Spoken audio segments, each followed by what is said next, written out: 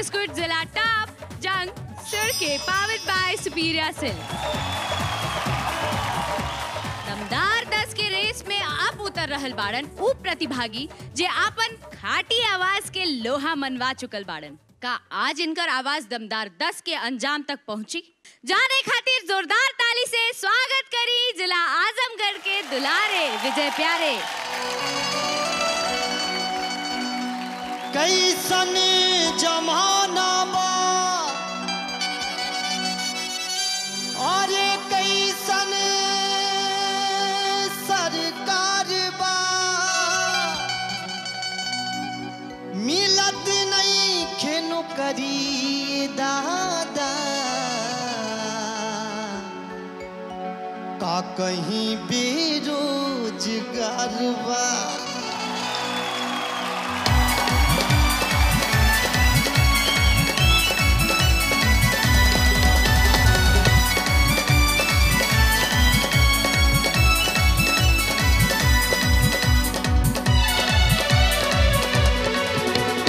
कैसन बा जमाना ये कैसन सरकार बा मिलत नहीं नौकरी का करी बेरोजगार बा।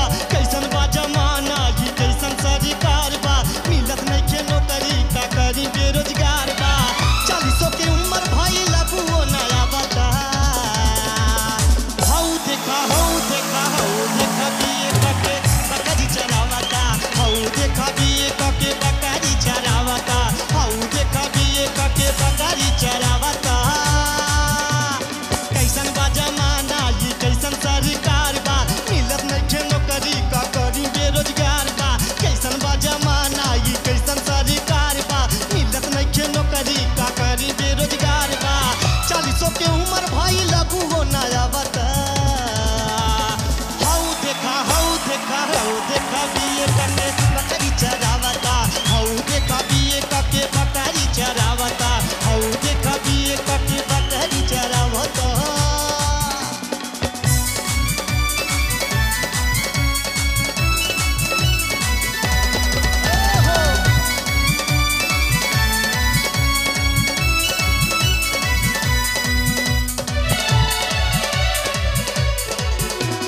बुद्धू के बेटा हो बे बाटे डिग्री धारी हथवा में पेना कांधे ले ले बाखुदारी। बुद्धू के बेटा हो बे बाटे डिग्री धारी हथवा में पेना कांधे ले ले बाखुदारी। का करी खैले पकर जाता धावता का करी खैले पकर जाता धावता। हौ देखा बिये कके बकरी चरावता हौ देखा बिये कके बकरी चरावता। कैसन बा जमाना ये कैसन सरकार बा मिलत नहीं नौकरी का करी बेरोजगार बा। कैसन बा जमाना ये कैसन सरकार बा मिलत नहीं नौकरी का करी बेरोजगार बा। बिये कके बकरी चरावता हौ देखा बिये कके बकरी चरावता।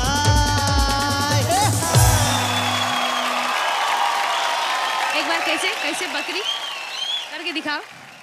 हौ देखा अरे हौ देखा बिये कके बकरी चरावता हौ देखा बिये कके बकरी चरावता। बहुत दबा के गाए हो एकदम। ये हाँ दमदार 10 में जगह पावे के दावेदार। और रहल बात अक्षरा तारा राखी बांधली है और तू राखी के लाज बचा देला। धन्यवाद मैम। और साथ ही साथ आज हम गढ़ के तू शान बड़ा बेटा। आपके लिए हम इनको रिक्वेस्ट करना चाहेंगे कि एक बार आए रही अच्छा चलिए आपके खातिर।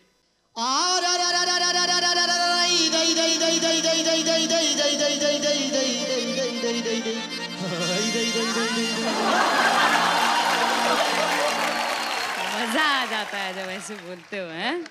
सब आशीर्वाद बटे सबका दर्शक जे कलाकार मिट्टी से जुड़ल रहेला अपन धरती के मिट्टी से ओकरा में यह पहचान होला। और अब तो और शक्ति आ गई ना अच्छा मेरे हाथ में। खुश रहा बबुआ, बहुत खुश रहा, बहुत आगे बढ़ा। 10 नंबर बबुआ 10। धन्यवाद।